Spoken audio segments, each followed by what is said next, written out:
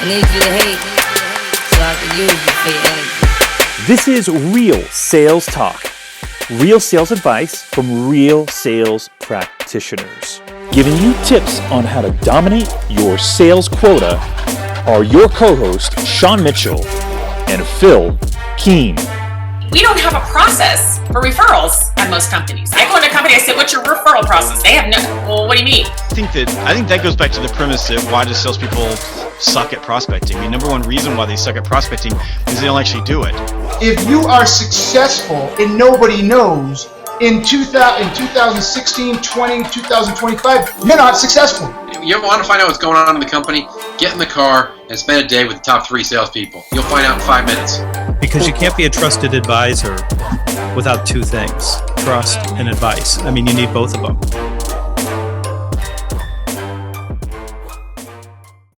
All right, we are live here with episode 2 of season 4 and super excited. As always, I always say that, but we've got a really special guest, which I'll let Phil introduce here in just a moment. Phil, how are you doing today? Wonderful, Sean. Doing great, as always. Excited about this episode. I'm just going to say it now every time you say it. I'm excited. It's going to be great. If you don't know Ray Carroll, you definitely need to. Great leader. Definitely one of those people when you hear him talk and speak, you realize why people want to work for him. So, thanks. Cool. So let's go ahead and jump in. Got some good questions, and really want to get into the mind of a VP of sales. Ray, you're with. I'd love for you to do a little bit of an introduction of yourself, and everyone's got their own story. And I may be still in Phil's thunder here with this question, but we can just kind of flip flop. Everyone's got their own story of how they got into sales. You've got an interesting story about what you're doing right now. What led up to that with your previous job? So give us a little bit of background into how you got into sales and what you're doing right now. Okay. I'll kick it off with kind of what I'm up to now, and then I'll backtrack into how I got here. So my name is Ray. I'm the VP of Sales at Engagio. And Engagio, we're an account-based everything software platform that sells to both marketing and sales. But prior to that, I was the 28th employee at Marketo. And Marketo was the leader in marketing automation. And we obviously went from tiny startup to a publicly traded company that was then taken private just a few months ago. So we had a great, successful run there. And I originally kind of got my start in sales after a stint in television broadcasting. So I went to school I was a communications major, and I went to school and started working for the Oakland Raiders, which is really funny, is that if you know me, I'm a really big Denver Bronco fan. And so I was working and doing TV production for the Raiders, but actually deep down rooting for the Broncos. And so that put me in an interesting situation when I was gathering sound bites and doing interviews with players in the locker room. But nonetheless, I did that for about a year. And then I realized that to make a lot of money and be really successful in television broadcasting, you've got to be willing to grind it out for probably 20 to 30 years. And that wasn't something I was ultimately going to be willing to do. So I decided that I wanted to get out from behind kind of the editing room and in front of people, and got into an inside sales role working for an event planning company. And the funny story I'll tell, it's not really how I got into sales, but how I got into tech sales, is that I was working for this event planning company, and I used to sift through the Silicon Valley Business Journal for companies that I might want to call that were growing really fast that might be a good fit for what my company did, which was event entertainment, like casino equipment and summer picnic stuff. If you have big company parties, that's what we provided. And I came across this little company called Genius.com, which provided sales with instant insights into what people were doing with their emails. The company was a startup. We were doing okay, and then we got sold a couple years later to Calidus. But nonetheless, I started looking into this company to buy the product at Planet Interactive, and I actually bought the product for $30 a month from a guy by the name of Patrick Donnelly, who was an AE at Genius. And Patrick went on to become a very key mentor and someone that influenced my career in a number of different ways, worked together at Genius, and then we also worked together at Marketo. He was the first sales director at Marketo as well. So it's funny how those just really initial interactions that you might have looking for different products or even a company that might be a good fit for you can end up having a big impact on your career, because Patrick and I are still very close friends, and I might not be in tech sales without him in the conversation we had about Genius. Interesting. So I want to flip that a little bit and think about when you're going out looking for talent, and maybe even a two-part question. So if I'm a entrepreneur with a small company, employees at Marketo, and I'm trying to find an employee, where do I go seek those people out? And then maybe as you became more established at Marketo and you became a larger company, because we probably have people like that are listening as well, how do you go find people when you're just starting a team inside of a large organization? Where do you find those people? Got it. So your questions go around how are you finding people to put on your team, is both when you're a mid-stage company and also more of a startup, and is there a difference? Yeah, and I'd love to see kind of where you find those people, where you can maybe build a bullpen or a group that you're trying to target. Sure. So I'd say if you're looking to get on a path into sales leadership, you've always got to be recruiting, and everyone that you meet, every interaction, whether it's you're just doing a phone screen or you get introduced to someone at a networking event that someone vouches for, or whoever, you always got to be on the lookout for great people, even when they're not looking for work.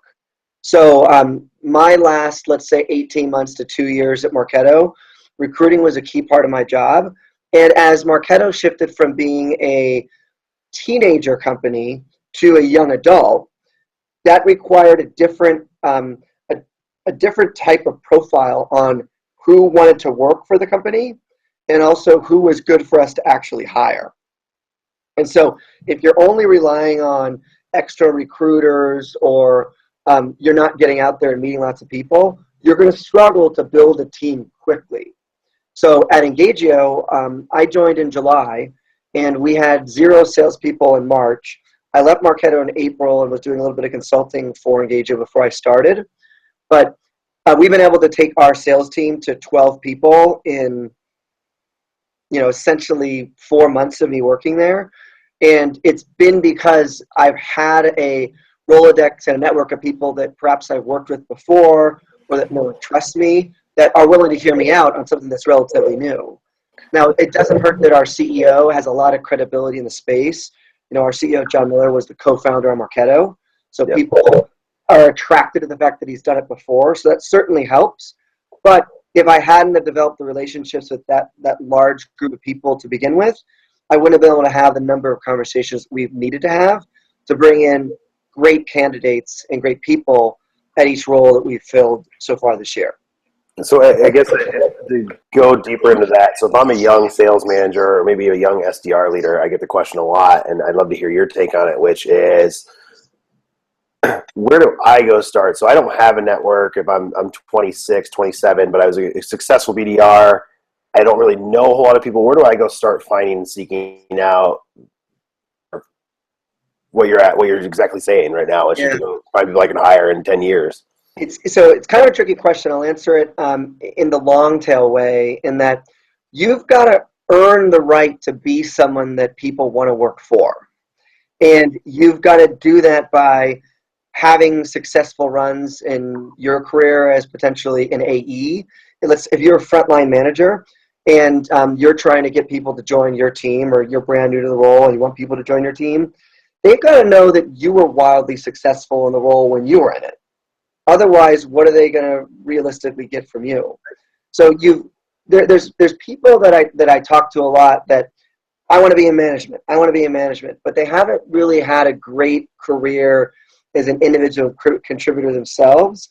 And so if you haven't been the AE that person wants to be, it's going to be harder for you to influence them to do the things are going to make them successful, because you might not know for sure. Right. So the first thing is, work really hard in the job that you have today and do everything you can to get extremely good at your craft, so you can truly transfer some knowledge to people that might inevitably work for you.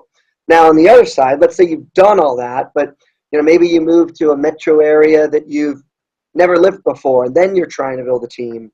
That's when you got to get out there, do enterprise sales meetups. I think you said you just spoke at one, things like that.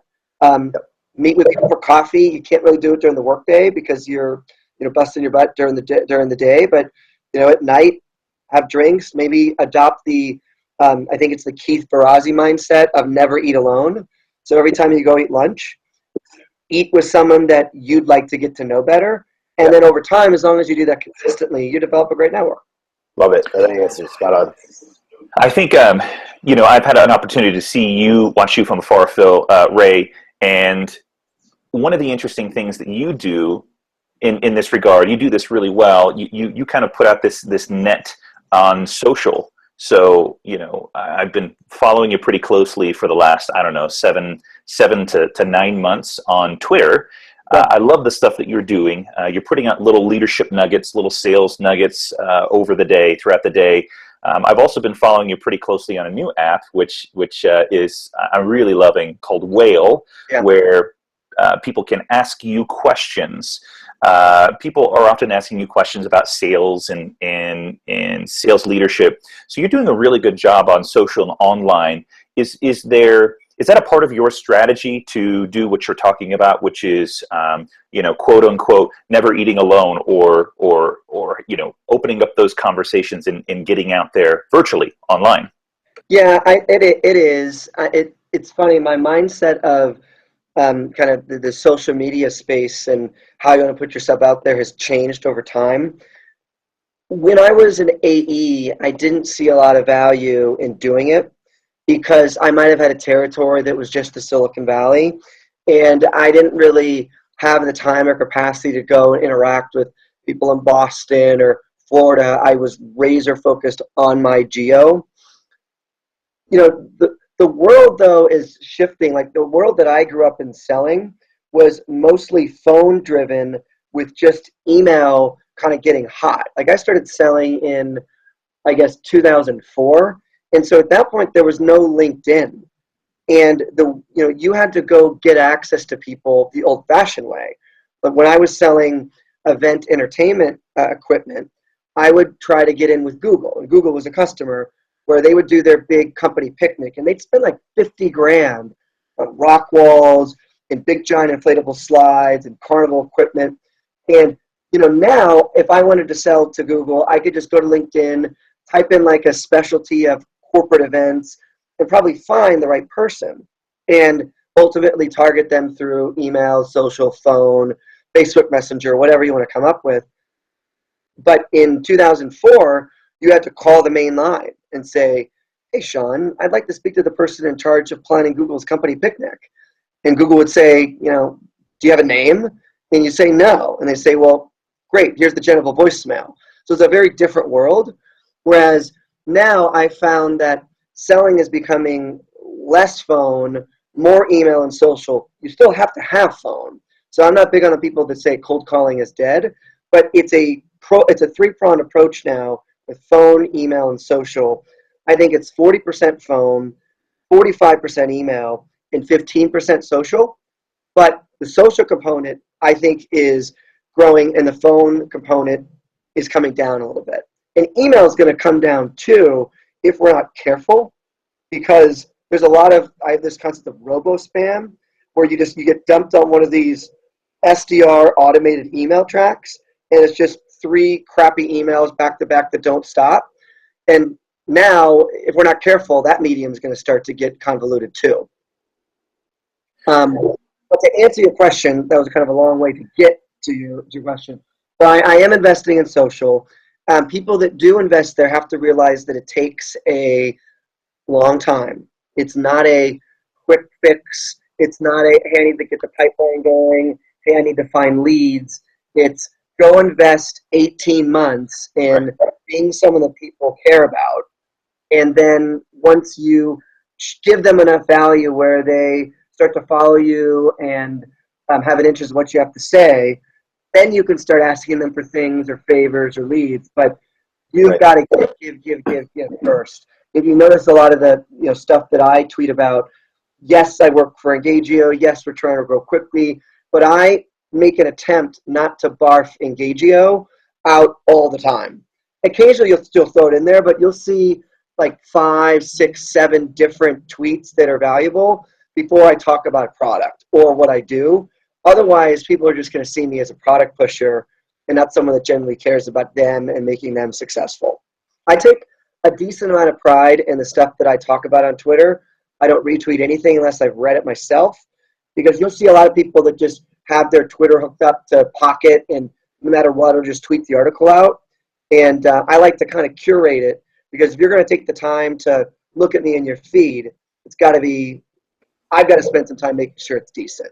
Agreed. Yeah, I couldn't agree more. And I think you do a really great job at that. I'll affirm the fact that the majority of your content, I'm speaking, specifically about Twitter, is little nuggets, little valuable nuggets. And so you do very little talking about Engagio, which I appreciate, because it's that gradual relationship, right?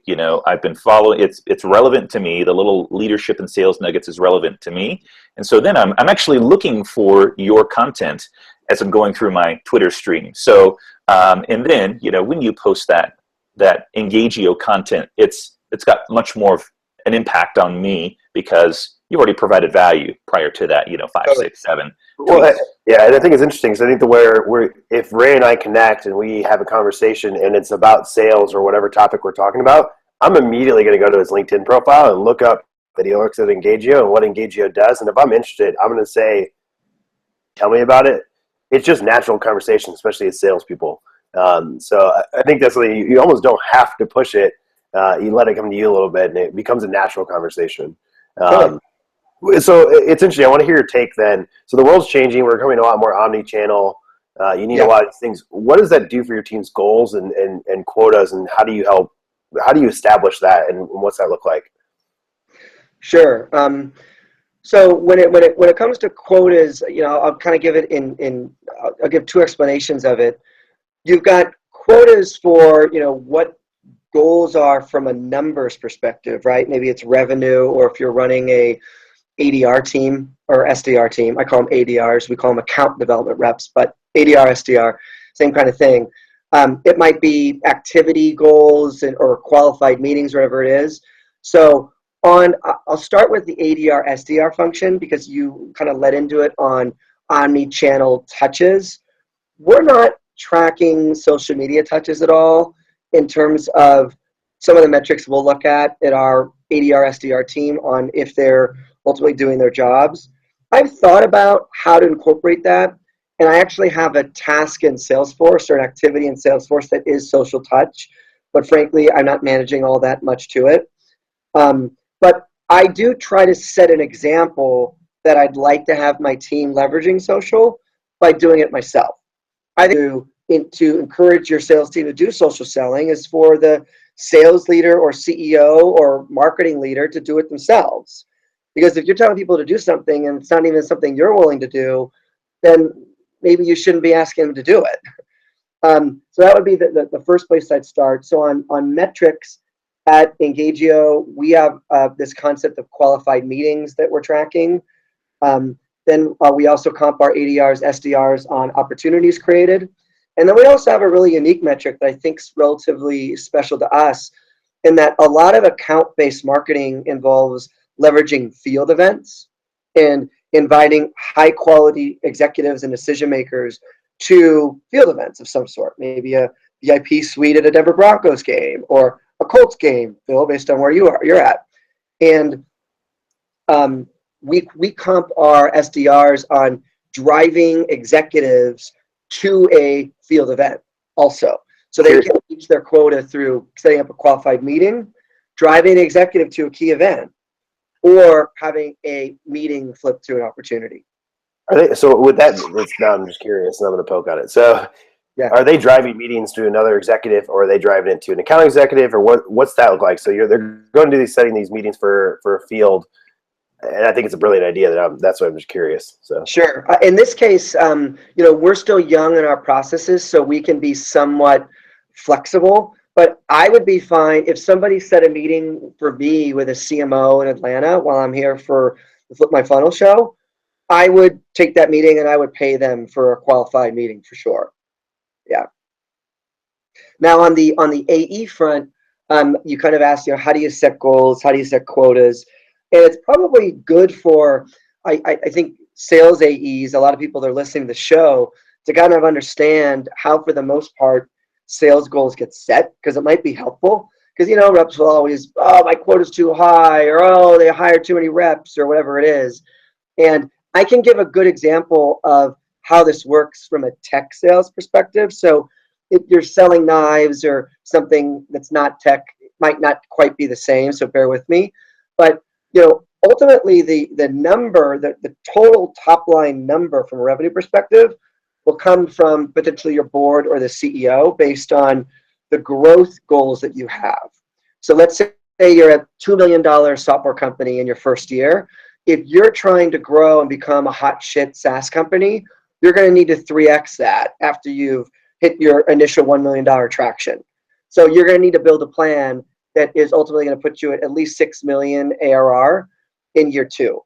And so it's being aligned on what the expectations are at the company, and then being able to look at what those expectations are and then look at the mirror and say to yourself, is this company on that trajectory? And what a lot of great VPs of sales do is they're able to balance between the big, fat, hairy, audacious goal and what the realistic output is from their team and their market.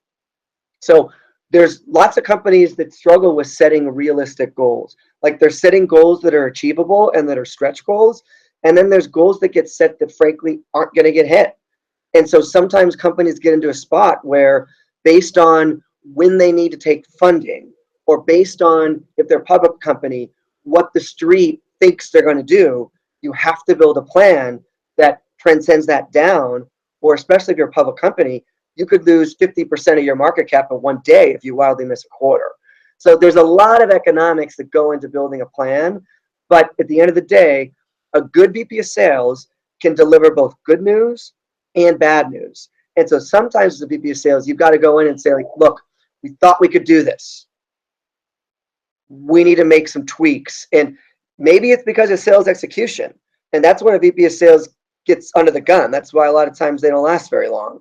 But sometimes you are doing everything you can, but perhaps the market isn't there, the competitive environment has changed, whatever, and you have to be able to make those tweaks.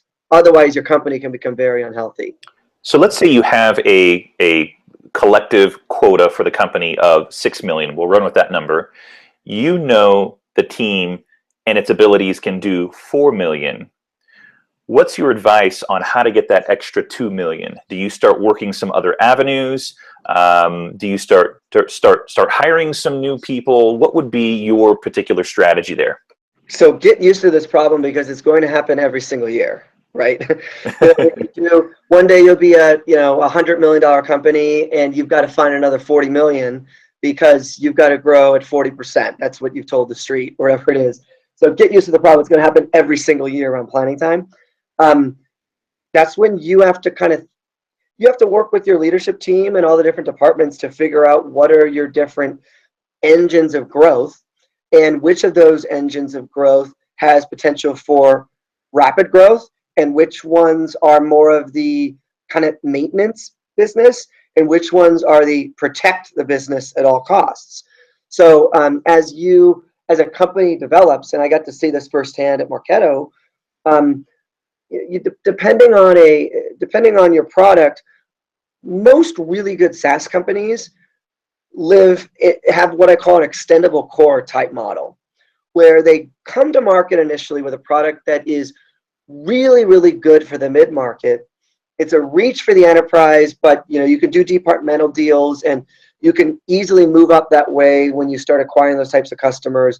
But you can do deals for in the SMB mid-market, let's say 1 to 1,000 employees, relatively quickly and easily. Your product's a really good fit for that. But once you get to 10, 20, 30, 40 million, whatever, wherever your market potential lies, then you've got to start thinking about different ways to go and get that revenue. And when you're a $40 million company, you can't really do it on the back of $25 million deal or $25,000 deals. So that's when you got to think about going up market. You got to think about creating a channel program, resellers, and having all these different engines of growth. And if you're trying to, in your case, you see 4, you're trying to get to 6. It's a matter of deciding what new venture that you haven't really invested in do you want to invest in that can get you the lift that you're looking for. So maybe it's expanding internationally. Maybe it is putting 3 or 4 more people in the enterprise. For us, that's a relatively new venture for us. We just moved one person over to take on a true enterprise role. And when I was looking at the data, we've had great traction in that segment at Engagio. But enterprise companies, the same way, the way that we talk about an ABM, they don't buy via traditional inbound methods. And so I'm going to go hire a specific ADR that's only going to support the enterprise, and I'm going to pull that rec forward to do it. So you've got to pull on the levers that you have to make some of this growth work, even when it might not be natural in the beginning. Really good insight. So let's do a little bit of a transition here and talk about once you hire the team cohesiveness. What are some strategies that you deploy to make sure that the team is heading in the right direction, that they're striving to hit that $4 million, $6 million, $50 million dollar revenue goal? How do you crack that nut? Because you're moving a lot of parts and a lot of people and a lot of different personalities and backgrounds. Give us some insight into what your strategy is and maybe some tips for someone who's looking to improve team cohesiveness. Sure. So I'll say this. I think having a great culture is a 2x multiplier on productivity. So what I'm saying is I think a 100-person company with an amazing culture will produce just as much output as a 200-person company with a bad culture or an okay culture. And so that's something I've come to learn, since I worked for a couple different companies. I've worked for, I'd say officially four different companies in sales. And I've learned a little something from each one of them. I would say my number one lesson for people building teams is that people will follow you if they feel like they're part of the plan. And so what I mean by that is I've worked for sales leaders that make decisions in a vacuum. And I've worked for sales leaders that make decisions with the help of their team. And it's a lot easier for me to say this right now since my team I've got 12 reports right now and a manager starting next week. And so when you get to a point where you've got hundreds of people in your org, this becomes much harder and communication becomes key. But right now, I discuss a lot of the key things we're thinking about at an E-staff level with my team and ask them for feedback, and they have every opportunity to shape the direction that we go by being vocal. And now, so I'm a big fan of Colin Powell. Colin Powell has this great book called It Worked for Me that I would recommend for people that have an interest in building teams and leadership. But one thing Colin Powell talks a lot about that I really buy into is he hires people where he knows they are going to have debate every once in a while. And he encourages debate. In fact, he wants it. It needs to be done respectfully, and it needs to be done in a way that once you know that you've been heard, like if you're an AE debating with your VP of sales about topics, maybe it's, hey, what should we do for territory alignment in 2017? Something we're thinking about in Engagio. I may not agree with how you see it, but I will always listen and try to understand your point of view. And you can tell me your point of view. You can even tell me that mine is wrong for a certain amount of time. And we can debate that for a while. But after we've genuinely debated it, I've heard your point of view. You've heard mine. Sometimes I have to make a call that might not be the decision you want me to go in. But I've found that as long as you make people feel like they're heard, and you actually do listen to them, sometimes when they've got insight that frankly might be better than yours, they will follow you if they feel like they're part of the plan. And so a way you also do that too is I think the most important trait that I think great leaders have is they trust the teams that they've put together. And so you've got to go out and hire the best people you can and trust them to do their job. And if you can't trust them to do your job, you haven't hired well, and that's on you. But if you hire those type of people, you can bring some of the challenges you're facing to them, allow them to put their fingerprints on it, and then they'll follow it because they've had a say. So you've talked about getting input from a team, which I think is really important. That's pretty high level. Talk a little bit more ground level about maybe on a day-to-day basis, how do you get that buy-in, that trust, and that input? Is that a daily sales meeting? Is that a once-a-week sales meeting? How do you approach that on a very tactical level? Maybe give some advice on what you've seen work for yourself and what you see working for other VPs of sales. Sure. So there's a really good framework for meetings and communication and alignment in Patrick Lencioni's book, The Advantage. Great book. If you got entrepreneurs listening, I'd suggest they have a read of that if they haven't already. But we have 3 different types of meetings at Engagio, and they always start on time and end on time. We've got a standing kind of deal huddle that we do towards the end of a month. So usually, like, let's say there's a full week of a month where the month ends a Friday. We'll do a Monday, Wednesday, Friday, 15 to 20 minute deal stand up, talking through what's in play, where are obstacles, what do we need to do, how can we all help each other. That's quick though. Bi-weekly, we don't do weekly, we do a bi-weekly sales meeting where we talk about some key changes that might be happening because we're changing all the time, being early at Engagio, or things that need to trickle down that have come from the e-staff. And then we'll do a quarterly planning meeting. It's usually a half day. I did one at my house the first time, but then the team got big enough where I live in the Silicon Valley, so my house isn't big enough to hold that many people. But we address a lot of the strategic things on where we're going to go as a sales team, how are we going to do demo certifications, what should we do about pricing. We'll address those things usually quarterly as a group and discuss a lot of those concepts as a team, and then based on that feedback, align our strategy accordingly. So tactically, that's how we all get aligned on the mission, if that makes sense. Yes, it does. It looked like Phil was going to add something in there. Phil, did you have anything to say?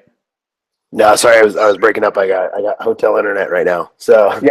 No, I think it's interesting, and I love the idea. And Ray, you tweeted last night, and I literally said the same. I think I responded back to you about the Jeff Bezos 2 pizza rule, which you can't have a team that's larger, especially as you like this task force that's larger than be able to feed with 2 pizzas. So it's interesting as you start growing out teams, and when you think you need to start adding managers, when you need to start adding other people to help with like day-to-day tasks. And it was just an interesting topic. So I'd love to hear what brought that to your mind, I guess, in the Twitter world, to throw it out there. So I will, sometimes I'll read or hear, I'll listen to YouTube videos and stuff in the morning that are just talks while I'm working out. And if I hear or see content that I think a lot of my followers might enjoy, I'll typically share it. I don't walk around the Engagio office saying like, oh, this meeting's too big, you can't feed 2 pizzas. I don't manage to do it maniacally, but I think the concept is smart. Yeah. I think it's especially relevant in e-staff. So you'll see companies, when you get a lot bigger, you've got an EVP of this and a GVP of this and an SVP of this, and it just becomes a cluster. And especially at the e-staff level, you can't really have an effective e-staff with more than 9 people or so. If you've got more than that in your general e-staff meeting, you're not going to have the focus that you need. So I think that rule is very relevant to e-staff too, because I see a lot of companies with very, very large e-staffs, and that doesn't make a ton of sense. How do you handle underperformers in general, but specifically with e-staff? I mean, what's that? How do you handle somebody where you're not a day-to-day, I'm not sitting right in front of them every single day, to where you might not have the same personal relationship just from physical location? I mean, how do you handle underperformers in an e-staff and then in general sense as well? Okay. Well, I think the same concept applies whether it's e-staff or frontline or second line type management. I'll give my answer in a frontline manager type role and type mold, where there's a really good framework that I think Mike Weinberg, I know his name because I read his book and I think he's from St. Louis and I was born in St. Louis. He's got a great framework in his book. I think it's The New Selling Simplified. It talks about a really effective waterfall to manage your individual sales AEs. It's results, pipeline, activity. So everybody, you hire great people, you trust them to do their job. So if they are generating the results that you need, then your job is really to keep them motivated to keep doing that great work. That's your job. There's gonna be times where maybe they have a hard month or so, they're missing plan. Then you've got to go to the next level and say, okay, why are you missing plan? And the next place I'd go is I'd look at pipeline. Do you have, in our case, 3x coverage on whatever your quota is to execute on to reach your number? If you have that, then it's just a matter of working with that AE, tightening up some execution stuff on the actual deal cycle, which you can do through some good coaching, whether it's live in deal, ride-alongs, whatever you want to do, and get that person back to results land. Now, if you go down to pipeline land and there isn't enough pipeline, then, okay, they have two problems. One, they're not executing. Two, they don't even have enough pipeline to execute. So then the third level below becomes activity. Are you doing the necessary things to generate the pipeline that you need to have the results that you're looking for? So that's when you get into the not fun stuff of sales management. What's the activity like? How many emails did you send today? How many calls did you send today? And you're not asking it in that way, but you're having them do things that are clear indicators of activity. And so a lot of people get in the mindset that that's micromanagement, and that's actually good management. If you're not hitting your number, if you don't have the pipeline, you have no choice but to either figure out ways to drive the necessary activity to get pipeline, or you're probably not going to be in that job for very long. So then if you get to that third level and the AE or the SDR, they don't want to do the work that's going to require them to get the pipeline they need, then that's where you move up or out. It's a continuous cycle. And as great as you may be for a quarter or a year, that doesn't mean that you couldn't end up, at that activity stage where you need to do those tasks correctly to get back in the middle at some point. That sales, it's easy to know where you stand. It's the good and the bad of what we do. Yeah, I think, and he may have mentioned this in Sales Simplified, but I know he talks about this sort of structure for one-on-ones in Sales Management Simplified. We actually had Mike on the show, I think in season 2, and he broke this down, which I just think it's really brilliant. The tendency for some... Super easy to understand too. Totally, absolutely. The tendency for some sales managers and sales leadership is to go directly towards the activities. Yeah. Right. And instead of work from the top down, they're kind of working from the bottom up. And I think that's why a lot of sales reps complain about micromanagement, because if they're meeting the quota, meeting the numbers, and they've got a solid pipeline, then there's really no reason to talk about activities. I agree with that. Everybody's got their own styles. I think the people that are going from results to activity without looking at the underlying middle, they're probably the mold, and it's kind of where I grew up too, where selling only happens on the phone. Like, why aren't you on the phone? It only happens on the phone. And I agree with that. Again, I'm not one saying selling doesn't happen on the phone, but a lot of the legwork that gets you into those selling situations will likely happen over email or social. So you've got to just be, I'm not saying I love it. I loved when you could pick up the phone, talk to somebody, and really change their mindset. But now with caller ID and the fact that it's so easy to find someone on LinkedIn, the ability to target the right person has made it so it's 10x the likelihood of you actually reaching them. So you've got to reach them through different channels. I talked about this on another podcast a few weeks ago, but Tom Tungus for Redpoint has a really good article he wrote a few months ago around how the average person has like 13 different inboxes now. And this is happening because email is becoming a spam fest.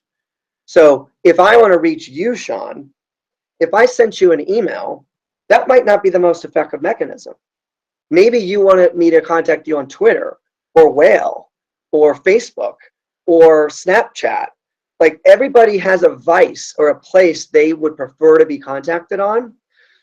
You know, there's a marketer that I know that doesn't pick up the phone, doesn't respond to emails, but if you send them an in-mail, they will respond because they like really live on LinkedIn. So salespeople today have to be able to glean where their prospects like to hang out, and that's where you want to sell to them.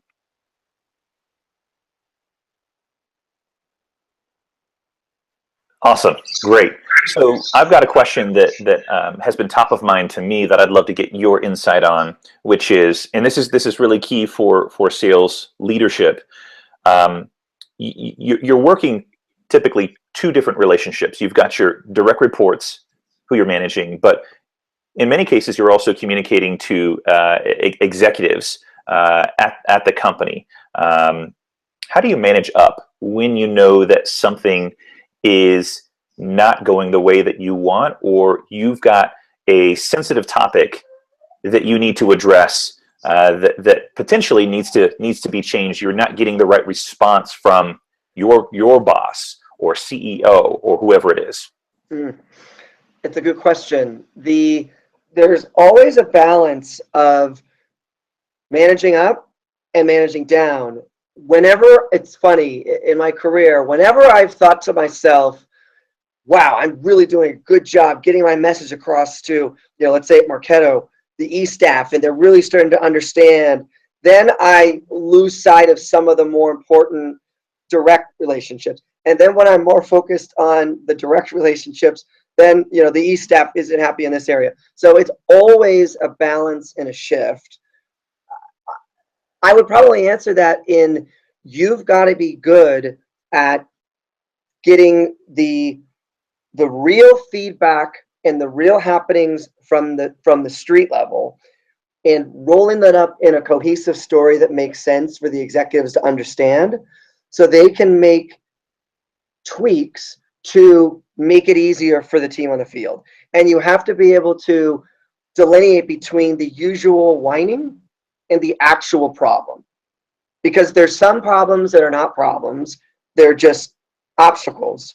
And there's some problems that really are problems that need to be fixed. And you can't be, you know, the boy who cried wolf on every little thing that goes wrong. You have a certain amount of chips that you can play, let's say, above with your superiors, and you've got to take the whole clog of chips that your sales team gives you and take the few that matter the most to move upward so you get what you want done. And hopefully that visual analogy here of me, I guess, make it rain analogy motion, but that was me bringing chips up, I guess. So when you're not getting the response that you need from E-staff, from owners to get your job done, what are some tips or some ways that you approach that so that it's not condescending or overly critical, but also gets the right response or the right, you know, the right blessing or budget in order to get your job done? Are there some ways that you kind of approach that you've kind of creatively learned that help hit the nail on the head, but also is not offensive or condescending to the people that you're reporting to? Sure. And this is something I've had to really work on the last few years, and that I have a naturally dominant type personality. And so when you're at a table with, let's say, 6 or 7 of your peers at the executive level, they're all really sharp people too. You know, you're no longer in a world where you've got all these great skills. Everybody else is really great too. And you have to make sure that everybody has access to the floor and can kind of state what they need and how they're going to make their business unit successful. And if you get the reputation of being someone that just no matter what always has something to say, always has the best idea, then you get the kind of eye roll. You start to get that all the time. And so when you're having these discussions and shuffling for resources to make your specific BU successful or fighting for it to be successful, you've got to be empathetic to everybody else and think. You got to think like you're the CEO of the company, because no one's out. You're never going to walk into a meeting with 9 people on the E staff and have them all say, "I got exactly what I wanted, and I'm so happy." It's all a give and take. If sales are crazy rocket ship growth, then your operations or services team is saying that you're setting the wrong expectations. If sales are down, then they're saying, "Oh, well, we're being too particular in the type of customer that we're selling to." There's always a balance, and you've got to be empathetic to what the business really needs and think about that lens first. And if you do that most of the time, it'll work out for you. You've got to think about the business and not just you. And if you're doing that on every decision, when the ones that you really need to fight for matter, you'll be heard. Love it. Love it. Well, we've covered some really, really great topics that we've never touched on before in Real Sales Talk. So I want to thank you, Ray, for coming on the show and just dropping some really cool nuggets. It's been helpful, and I know that our audience is also going to find it helpful as well. So I want to give you say to you a big thank you for taking some time out of your day, especially traveling, to share with us the insight that you've got working at Engagio. How can people connect with you? We've talked about Twitter, how you're pretty active on Twitter, but if someone wants to connect with you online, or they've got a question offline that they want to send your way, how can they reach you? Sure. I guess, well, let's use Twitter and Wales since you brought him up. If you've got an interesting question you want to pose that we didn't cover today, throw that to me on Whale. I'll answer it. And if you want to stay in touch, follow me on Twitter, and let's connect. What's your Twitter handle, Ray? I am at RayCarroll55. So that's 2 R's and 2 L's. That's my handle. Sweet. Awesome. Ray, thanks again. Really appreciate you being on the show, and looking forward to continue the conversation online on social. So thanks again. Thanks, guys. Good hanging. Have a good one. Thanks, Ray.